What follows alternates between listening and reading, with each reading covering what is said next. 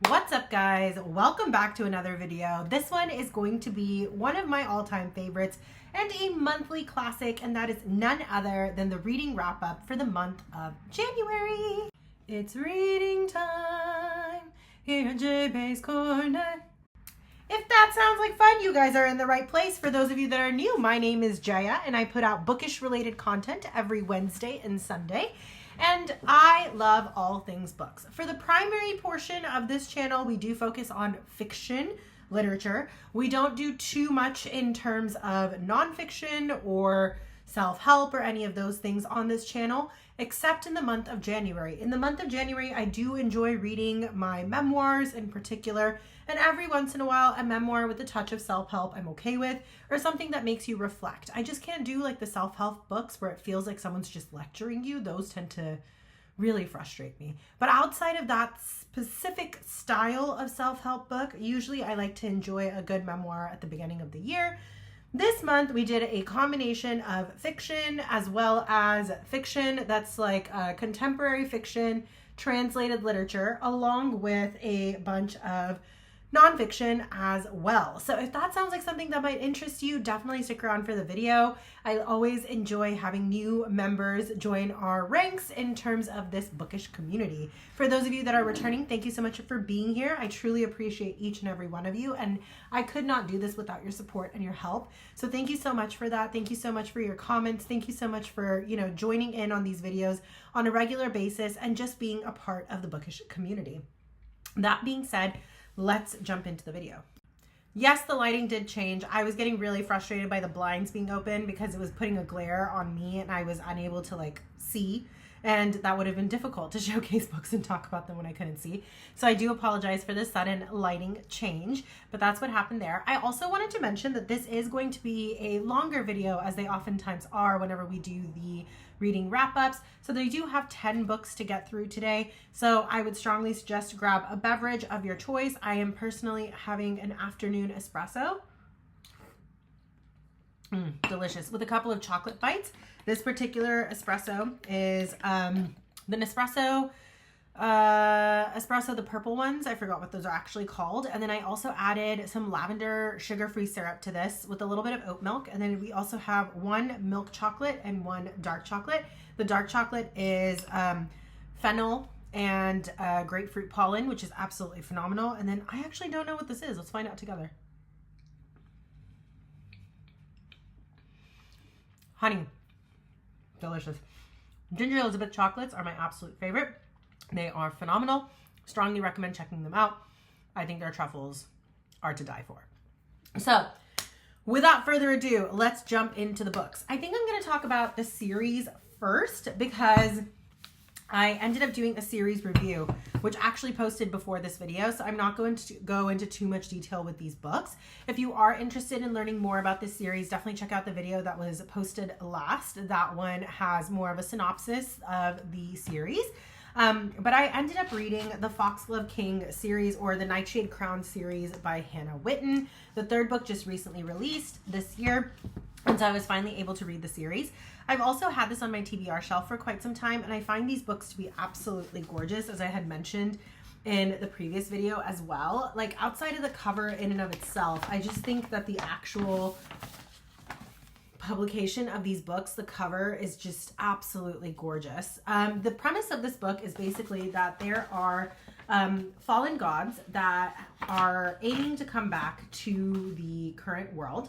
And within this current world, there are kingdoms that are on the brink of war. And we also have a very, very big difference between the members of the elite, or within the royal families and within the royal counts, compared to the day-to-day human being in these societies. So within this world, it is based on primarily a concept of death magic and elemental magic. So we have two opposing powers, which are the most powerful powers, if you will. We have Spiritum, which is the power of life, and also we have Mortem, which is the power of death. Our main female character, Laurie, who was introduced in the first book, is able to handle and manipulate Mortem without having to go through the rigors that most other individuals who can utilize Mortem have to go through. So think of it as like power of the force, essentially. So she is able to manipulate Mortem without ever having to come close to the brink of death or sustaining a serious injury that would allow her to see the threads of Mortem. She can just call it naturally. And someone like her has not existed in forever. Prophecies have been told that when someone like her shows up, it usually means that it's time for the return of the original gods. However, they are trying to do this in such a way where the people pulling the strings only want the god of life to come back and all the other elemental gods as well as the god of death to not return.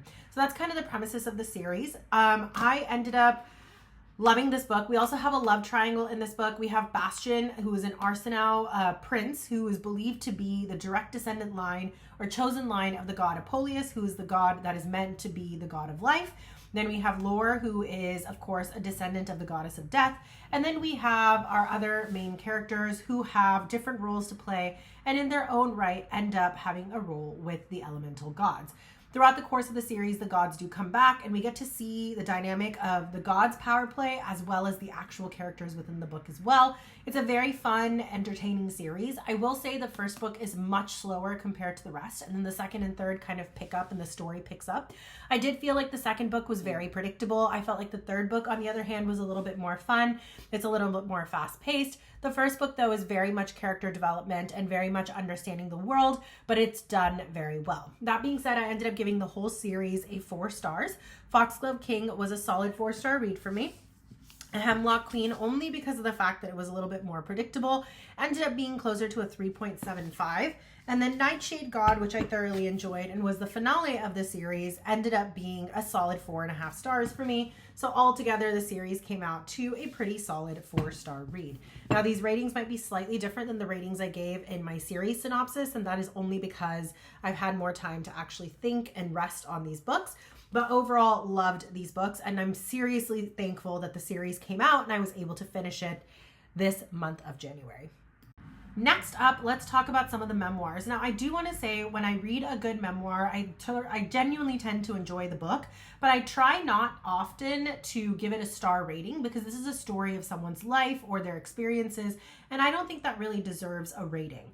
That being said, The House of My Mother by Shari Franke was one of the most powerful memoirs I've read in a very long time.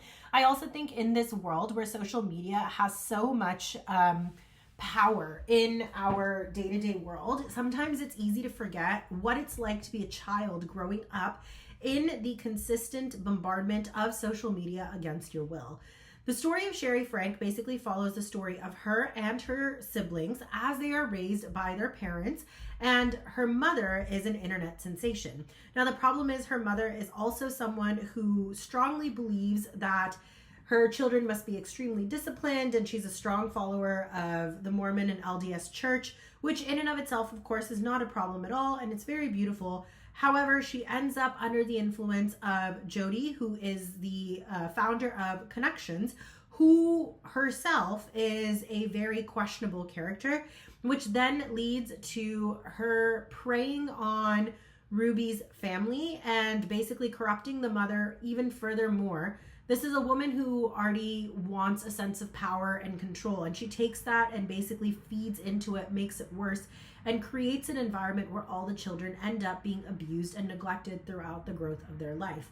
It's a very controlling family, it's very intense, and the thing that makes it even more difficult is the fact that these children are consistently being showed throughout the series 8 Passengers on YouTube, which the mother Ruby started.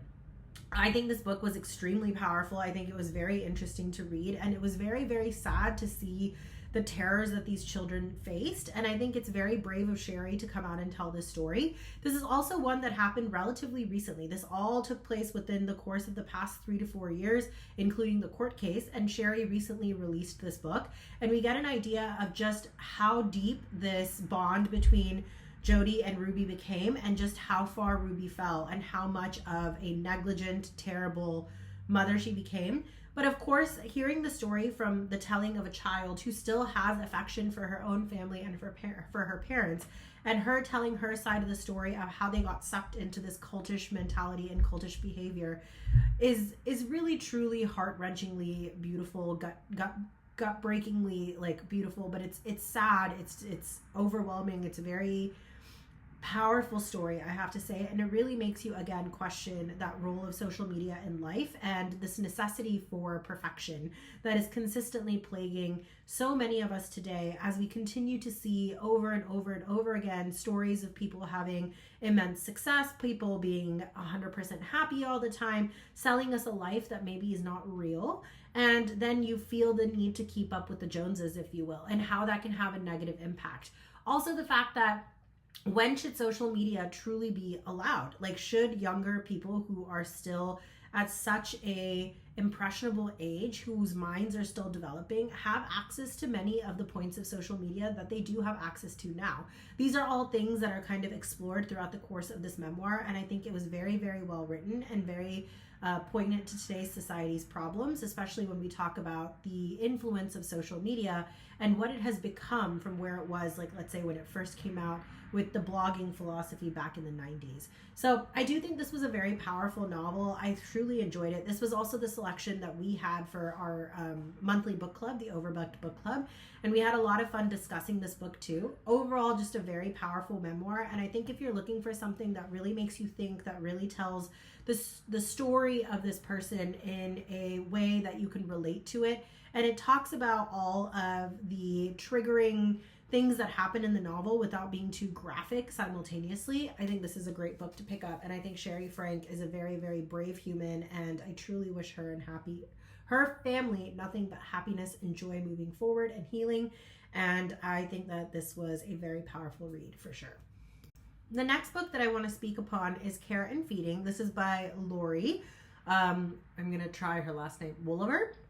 Beautiful, beautiful book as well about the influence of the food industry and the different pressures that chefs often face, as well as experiences people had in that industry in the 90s as a woman till present day.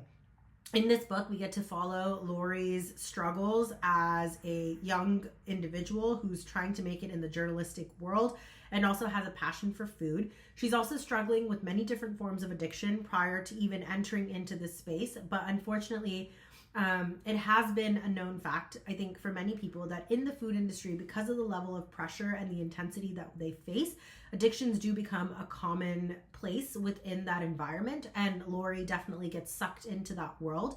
It's also often described as a primarily male space, and that females are still breaking in and entering into that field and creating names for themselves. So in this book, we really get to see what Laurie and many other women suffer through in the 90s before these radical changes started taking place within the workplace industry, and all of the abuse, if you will, that she faced trying to get to where she is now. We also get to see her struggling with the idea of being alone and motherhood and marriage and all these different things. We get to see her struggle with her sense of self-identity. And she's a very morally gray character throughout the course of this entire memoir. But I think what I found really powerful and beautiful about this book in particular is that Laurie doesn't shy away from any of it. She owns every single bit of herself, the good and the bad.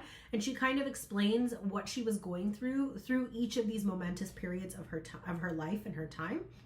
I think she's one of those characters where you do kind of feel and root for her, even though she is a very morally gray character. There were definitely points of this book where when she was expressing what was going through her head and the choices that she made, I was definitely like, no, Laurie, why would you do that? But I do think that it takes a certain level of bravery to be able to put that on a piece of paper and acknowledge that this happened and this is something that I went through and these are choices that I made. And it's very, very eye-opening, and I think it's a game-changing novel for this space.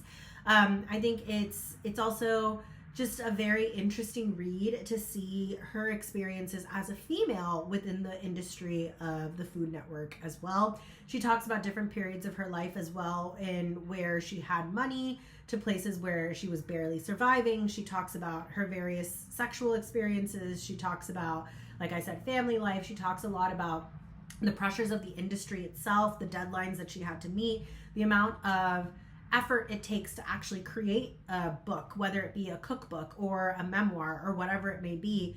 especially if you're doing it in honor of someone else. I think overall this was a very powerful book to read, and while I don't necessarily agree with many of the decisions that she herself made, I do appreciate her candor, and I do appreciate her ability to share this story with so much detail, and I do think it's a fun read for sure. And again, as it is a memoir, I did not end up ranking this book, but I do think it was a powerful story nonetheless.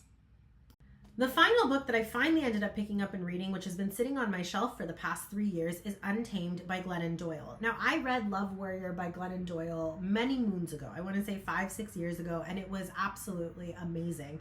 I love this woman's way of telling a story. While it does hint at self-help, for sure, I like the fact that she really focuses more on anecdotal plot points instead of it being like you as the reader can change these things about yourself.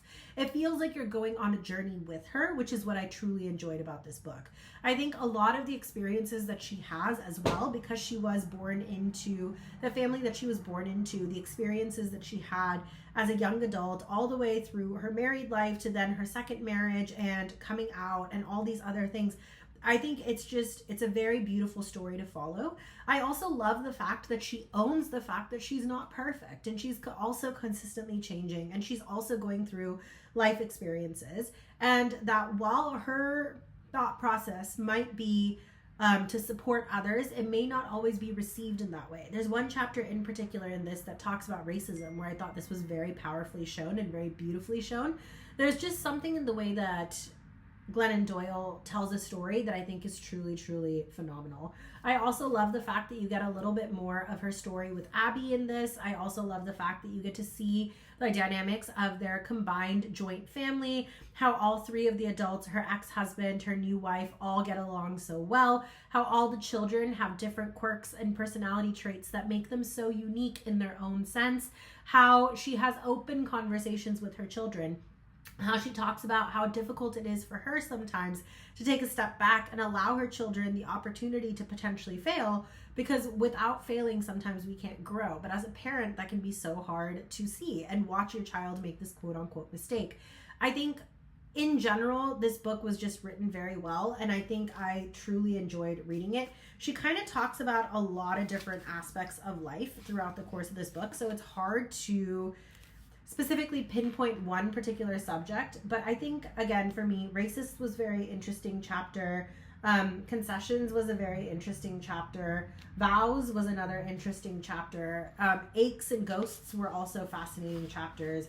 Comfort Zones is another great chapter. Conflicts is another great chapter. So each of these mini chapters basically focus on an experience that Glennon had in life and how she feels she has grown from that and how she feels like she would handle that situation now, and her sharing with us her experiences to help inspire us to be stronger, better versions of ourselves.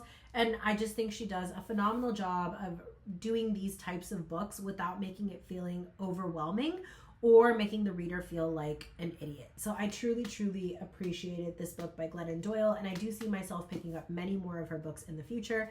I would call this a combination of a memoir and a self-help book. So if you're ever in the market for something along that idea and that philosophy, this is a great book to pick up. The next books that I wanted to show you guys are Intermezzo, which is absolutely incredible contemporary fiction novel, and The Wedding People. So in Intermezzo, we are essentially following 5 main characters, with 2 male characters being the primary focus of the book. We have Ivan and we have Peter. Peter is the elder brother to Ivan. Ivan is, I believe, a character who might have a slight spectrum autism, very high functioning. That wasn't fully defined, like what abnormal component he has to himself, but it's very clear that Ivan is highly intelligent, but not best at social cues. He is a phenomenal chess player. He's just now coming into his adulthood life. He's like kind of in a college kind of space. He's like 23, 24, and he happens to fall for a woman who's much older than him. She, on the flip side, is someone who helps organize these events that he ends up competing at in his chess tournaments. She herself is coming out of a divorce to a very abusive man and character, and she is someone who is very much always been towing on the right side of the expected rules set for her by society. And when she meets Ivan and she realizes they have a connection, she's debating whether or not she should toe this line. And when she decides that she should, these two characters end up finding that they have a lot more in common than they would have originally thought, and that there's actually a place there for a love that may not be understood by many other people. It's a very much age gap romance between these two characters. Simultaneously, we have Peter, who is Ivan's older brother, and they're kind of estranged. They don't always get along. Peter is struggling because he's still in love with his ex-girlfriend who suffered from an injury and now is no longer as whole of a person as she wants to be. So she kind of has Peter on hook, line, and sinker, but also won't be in a relationship with him. And so while he loves this woman, he is also actively dating a woman who's much younger than him. She is of college age, again, age gap romance, but he's trying to figure out how to navigate this space where he's in love with two women inadvertently, and what happens when those two women meet and what their relationship looks like moving forward is very interesting to read. Overall, I felt like Intermezzo was basically a story of these 5 different characters and the emotional bandwidth that they are consistently facing and going through in the face of grief. Peter is also a very, very well-respected member of society. He's a barrister. He is very well off financially. He doesn't get along with his mother or her husband, his stepfather. He was very close to his father, who just recently passed away. Ivan and Peter are both grappling with the fact that their father is gone and how to deal with that. They're also trying to find their way back to each other and navigate the space where it's no longer older brother and younger brother, but rather two people who are equals. And meanwhile, these women are basically the characters that help them realize the grays within themselves and how to grow out of those periods of gray into a more beautiful future and a beautiful life for each of these different characters. I do think it was a very powerful book. I think it was a lot of moments in this book where I definitely felt for the characters and I could understand why this book did so well when it came out. Sally Rooney also has a very specific and unique way of writing, so I will put that out there for those who enjoy her writing. She is a little more stream of consciousness-y in the way that she writes, so that's the only thing. It's a very unique style of writing, but I do think she captures the story that she's trying to tell in a very powerful way. And I think this is true contemporary fiction, and it really speaks to the relationships that we have at varying parts of our life and what those means for us as individuals and how we can grow from them. And I think it also speaks a lot to societal norms and how to handle your life if you don't necessarily fall into those classic societal norms. Does that mean that there is quote unquote something wrong with you, or is that something that you can grow with and move forward from? I think it's also very powerful because many of the characters in this book do come off as very judgmental, and yet as the book progresses, they get past those moments of being extremely judgmental and opinionated about things that may not involve them particularly. And as they start putting themselves in the shoes of other characters within this book, it really shows the inner growth that each of these characters have too. So I do think Sally Rooney captured that very well. And overall, I do think it was a fun, powerful read. I ended up giving this about a 3.5 stars because, again, I didn't love every single character in this book, and I'm not a huge fan of the stream of consciousness writing. I don't know if I'll pick up another Sally Rooney book in the future for that reason, but I do think this book was very, very, very well written, and I can understand why so many people love this book. Wedding People, I absolutely loved. This book was absolutely hilarious and simultaneously thought-provoking and emotionally deep simultaneously.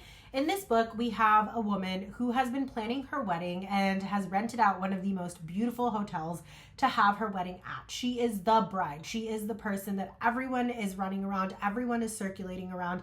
She is a wealthy bride on top of that. This is a millionaire's daughter who was spending millions of dollars on this wedding. She is also getting married to a man who's much older than her and also happened to be the physician for her father, who has since passed. Part of the reason why she's also rushing the wedding and having the wedding is because she wants to honor the memory of her father.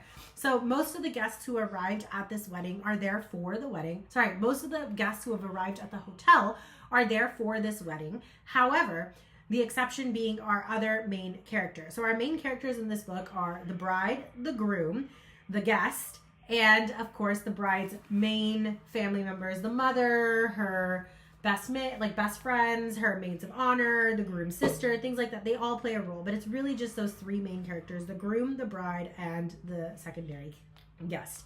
So Phoebe is our apparent wedding crasher. She actually booked this hotel well in advance. She's coming out of a broken marriage. Her husband just left her and started an affair with a colleague of hers, and they didn't really give Phoebe any kind of chance to stand up for herself or to basically protect herself in the messiness of everything that happened.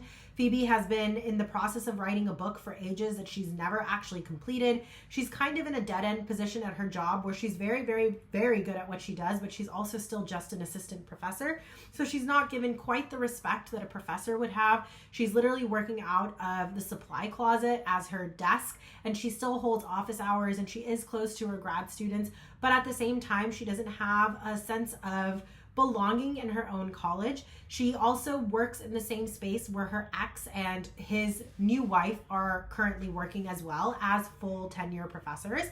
And so that's already awkward as it is. Her boss does appreciate that Phoebe's going through a lot, but at the same time is not really giving her the space to process her emotions or go through them. She also just dealt with the death of her cat, and she doesn't know what to do with herself. She essentially decides that she is going to kill herself, and she decides the best way to do this is to do it in a memorable way, and she's going to do it at this hotel. So she shows up at the hotel and she checks into her room, and she's all ready to kill herself when the bride happens to come upon her and is basically like, which side of the groom's or bride's side are you from for the wedding? And she's like, oh, I'm not with either. I'm actually a separate person, and I'm here for this reason, which inadvertently leads to a bunch of crazy events that take place where Phoebe and the bride actually create a very sudden friendship, and Phoebe now finds herself in the center of this wedding that's taking place, and also in the first time of her adult life in a space where she really doesn't give a flying F what people think about her or how people perceive her.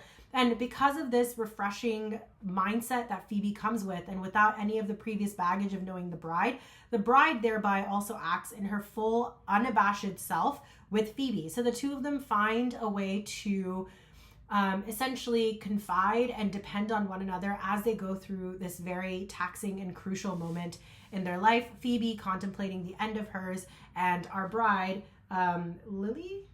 I want to say it's Lily. What was her name? What is the bride's actual name? You know, I can't remember the bride's actual name, but I want to say it was Lilia? Not Marla, not Gary. Gary's the future husband. Pauline is not her. Nat and Suze.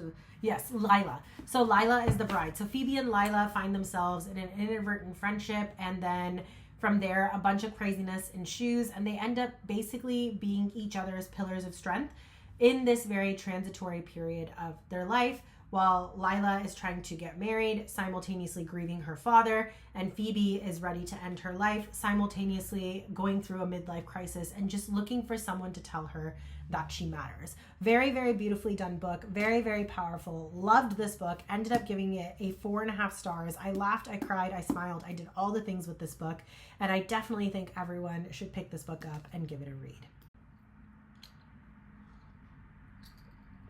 Okay, guys, we're on the final stretch. The last 2 books of the 10 books of this month are Tales from the Cafe and Before Your Memory Fades. Now, both of these books are absolutely adorable. This is basically based on the, or continuation, I should say, of the series Before the Coffee Gets Cold. In this book, there is a cafe where when you go to that cafe, you can sit at one specific table and you can drink a cup of coffee. And during that period of time that you're drinking your cup of coffee while sitting at this table, if the coffee is poured by the specific women owners of the coffee shop, then you can travel forward or backwards in time and revisit a loved one or a moment in time. During that period of time, you can then speak to this loved one, get all of your regrets out, maybe talk to a loved one that has since passed away. But the only thing is, no matter what you say or do while sitting in this chair and traveling into the past, it does not change the current state of your present. So nothing you do will change the events that have occurred up until this point. However, it does give you a chance to get that second chance at basically your resolution, if you will, or closure that you may be looking for during this particular moment in time. Each book basically has 4 mini stories within it following different characters that have shown up at the cafe. In these books in particular, one of my favorites in this one is actually, there's 2. The first story in this one is following a woman who is essentially an orphan, and she regrets her birth. She regrets her parents for having her. She begrudges them because she feels like all the turmoils and hardships that she's faced is because her parents are no longer there. So her plan is to go back into the past to basically yell at her birth parents. But as she gets closer to that time and she finally does end up in the past, things occur that make her rethink this philosophy. And I think that was really beautiful to see. There's another story in this where it's basically following the story of an older sister who recently lost her younger sister and basically puts her life on pause. And so she also finds herself in a position where she gets to talk to her younger sister that has since passed. And the connection between the 2 sisters is just absolutely beautiful to see. I loved this book. I thought this one so far has been my favorite. In terms of Tales from the Cafe, there's a story about a brother who basically missed his mother's funeral. And when his sister basically told him about their mother's death, he couldn't make it back in time for the funeral. He had left with plans of being extremely successful within the career that he had chosen, and things don't quite go as planned. He's in a very negative space, and when he shows up, he just wants to go back and see his mom one last time, as he's kind of decided that he's done with life. And that story is also a beautiful, beautiful read. There's also another story in this that's about 2 lovers, which I thought was absolutely adorable. It's a story about 2 people who come together from tragedy, and then another tragedy occurs in their life that then forces them apart. And through the course of their story, when they get to finally meet again in person, the things that they do for each other out of love is just truly beautiful to see. And I think their relationship was very sweet to read. But I do think in general, when it comes to Before the Coffee Gets Cold, I think this entire series, it really just makes you think about moments in your life and why they may have happened. And I think there's a lot to be said about revisiting a moment in your past and just letting go and realizing that you don't have to hold on to the hardships that are associated with certain moments in your life that you may not otherwise want to let go of. And that if you put yourself in the shoes of the other person who may have been a catalyst in some of the experiences you've had in your life, that maybe from their perspective, things are not as dire as they may seem in yours. I think this was a absolutely beautiful set of books to read, and I'm very excited to finish the rest of the books. There's still 2 more books in the series. One of them is pink, so I'm hoping to read that in the month of February during this pink month that I'm having. But overall, I do have to say these were very enjoyable books, and I loved them quite a bit. And that does bring me to the end of this video. If you guys made it this far, thank you so much for watching. I know it was a bit of a longer one, but those are the 10 books that I ended up reading for the month of January. So as you can see, 1 fantasy set, a few contemporary fiction novels, and then of course the memoirs.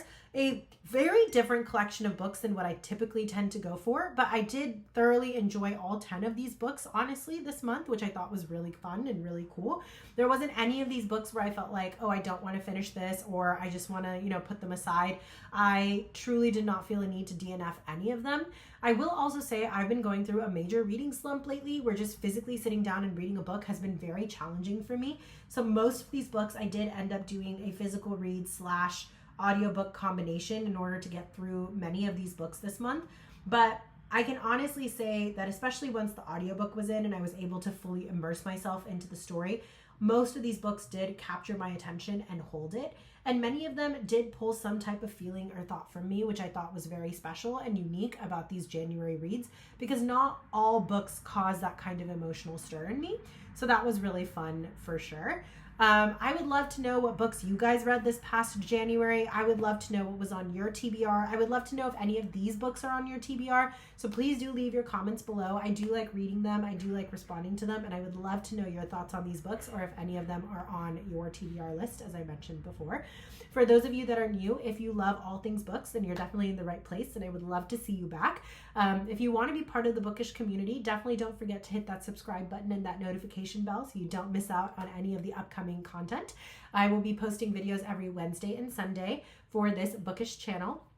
For those of you returning, once again, I cannot thank you enough for all of your support, all of your love, for everything you guys do. I mean, honestly, on a day-to-day basis, there's so many things that capture our attention, and taking even 30-40 minutes to watch a video, that too that a complete stranger has put up on the internet, it truly means the world to me. Like, truly, that's not something you have to do. And especially those of you who leave your comments and interact with me and encourage me and are within this reading space as part of a community, I cannot appreciate you enough. It means the absolute world to me. And I just wanted to say, wherever you guys are, whether you're new, whether you're returning, I just wanted to say, wherever you are, whether it's morning, evening, or night, I hope you guys are feeling loved, safe, secure, and you're getting plenty of time for self-care and reading. I think it's so important to take care of ourselves and our mental health as well. And I wish you all the utmost best in life and health and love. And I will catch you guys on the next video. Bye, guys.